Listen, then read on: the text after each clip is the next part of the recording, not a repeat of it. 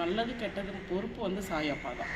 அந்த மாதிரி இருக்கிற நபர்களுக்கு அவங்களுக்கு என்ன செய்யணும், அவங்களுக்கு என்ன கொடுக்கணும் அப்படிங்கிறது சாயப்பாவுக்கு தெரியும்.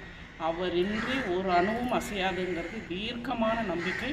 நான் இப்போ வரைக்கும் அதை ஃபாலோ பண்ணுறேன். அதனால தான் நம்ம சேனலில் வர எந்த வீடியோஸ்லேயும் தனி நபராக நான் யாரையும் குறிப்பிட்டு எதையுமே சொல்ல மாட்டேன். எல்லா இடத்துலையும் ப்ளஸ் ஆர் மைனஸுங்கிறது கண்டிப்பாக இருக்கும். அதை கடந்து தான் நம்ம வருவோம். ஒரு வீட்லேயே கிட்டத்தட்ட ஒரு தாய் வயிற்றில் பிறந்த 4 பேராக இருக்கட்டும், 6 பேராக இருக்கட்டும், எத்தனை குழந்தைங்களாக இருந்தாலும் நம்மளுக்குள்ளேயே சில வேற்றுமைகள், குடும்ப பிரச்சனைகள்ங்கிறது வர்றது. ஸோ யாரோ ஒவ்வொருத்தரை பற்றி நம்ம சொல்கிறதுக்கான எந்த ஒரு என்னையை பொறுத்த வரைக்கும் தகுதி அருகதை இல்லைன்னு தான் நான் சொல்லுவேன்.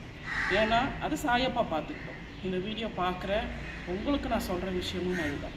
நம்ம நல்லதை செஞ்சுட்டு நல்லதை மட்டுமே மனசில் நினச்சிக்கிட்டு நல்ல வழியில் முடிஞ்ச வரைக்கும் நம்ம அதில் பயணம் பண்ணலாம்.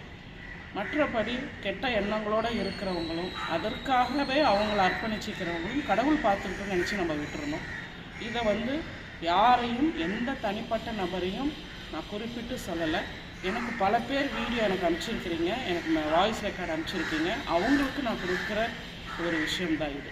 ஸோ இதற்கு மேலேயும் இந்த நபரை பற்றி பேசுங்க, இவங்களை பற்றி இந்த குறை இருக்குது சொல்லுங்கன்னு எனக்கு யாருமே அனுப்ப வேண்டாம்.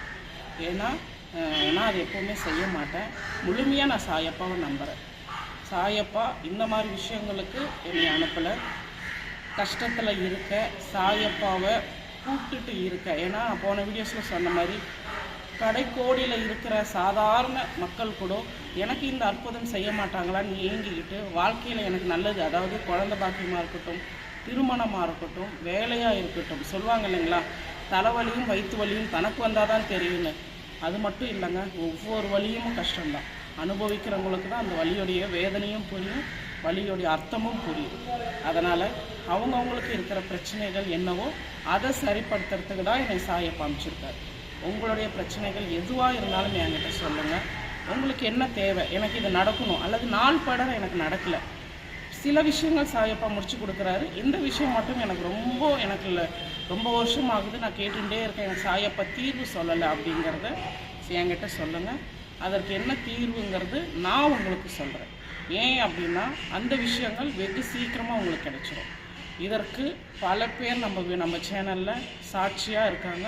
அவங்க வாய்ஸ் ரெக்கார்டில், ஏன்னா நான் சொல்கிறத விட அவங்க எனக்கு சாயப்பா கொடுத்த பெரிய பெரிய பிளெஸ்ஸிங்ஸ் வந்து நீங்கள் மட்டும்தான். என்னென்னா ஒரு விஷயம் எனக்கு நடக்கணும்னு எந்த அளவுக்கு என்னை